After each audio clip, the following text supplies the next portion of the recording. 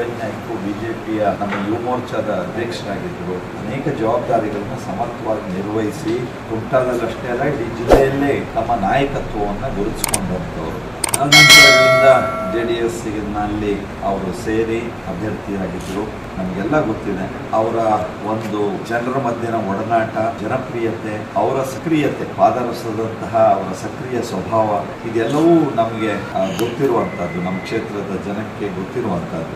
ಈಗ ಸನ್ಮಾನ್ಯ ಮಾಜಿ ಪ್ರಧಾನಿಗಳಾದಂತಹ ದೇವೇಗೌಡರು, ಮಾಜಿ ಮುಖ್ಯಮಂತ್ರಿಗಳಂತಹ ಕುಮಾರಸ್ವಾಮಿ ಅವರು ನಮ್ಮ ಈ ಹೊಂದಾಣಿಕೆಯನ್ನ ರಾಷ್ಟ್ರೀಯ ಮಟ್ಟದಲ್ಲಿ ನಮ್ಮ ಪ್ರಧಾನಿಗಳು, ನಮ್ಮ ರಾಷ್ಟ್ರೀಯ ಅಧ್ಯಕ್ಷರೆಲ್ಲರ ಜೊತೆಯಲ್ಲಿ ಮಾಡಿಕೊಂಡಿರೋದ್ರಿಂದ ನಾವು ಇಲ್ಲಿ ಒಂದು ಕುಟುಂಬದ ಸದಸ್ಯರಂತೆ ಒಟ್ಟಾಗಿ ಒಂದಾಗಿ ಕೆಲಸ ಮಾಡೋದಕ್ಕೆ ಬದ್ಧವಾಗಿದ್ದೇವೆ. ಹಾಗೆ ನೋಡಿದರೆ JDS ಮತ್ತು ಬಿಜೆಪಿಯ ಈ ಕುಟುಂಬ ಮೊದಲಿಂದೂ ಕೂಡ್ಕೊಂಡೇ ಇದೆ.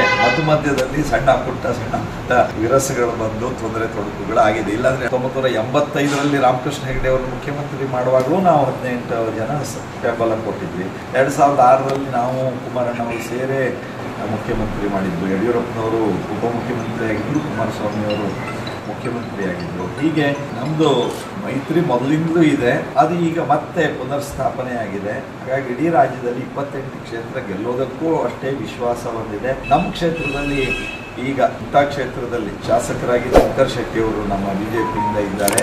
ಸೂರಜ್ ನಾಯ್ಕ ಅವರು ಸರಿಸಮವಾದ ಮತವನ್ನ ತೆಗೆದುಕೊಂಡಂಥವ್ರು. ಹಾಗಾಗಿ ಈ ಎರಡೂ ಶಕ್ತಿಗಳು ನಮ್ಗೆ ಸೇರಿದಾಗ ನಮ್ಮ ಕ್ಷೇತ್ರದಲ್ಲೇ ಅತಿ ಹೆಚ್ಚು ಮತದಿಂದ ಕುಮಟಾದಲ್ಲಿ ಗೆಲ್ತೀವಿ ಅನ್ನೋ ವಿಶ್ವಾಸ ನನಗಿದೆ. ಆ ರೀತಿ ಜನ ಆಶೀರ್ವದಿಸಬೇಕು ಮತ್ತು ಎಲ್ಲರ ಪರಿಶ್ರಮ ಬಿಜೆಪಿ ಗೆಲುವಿಗೆ, ನನ್ನ ಗೆಲುವಿಗೆ ಇರಬೇಕು.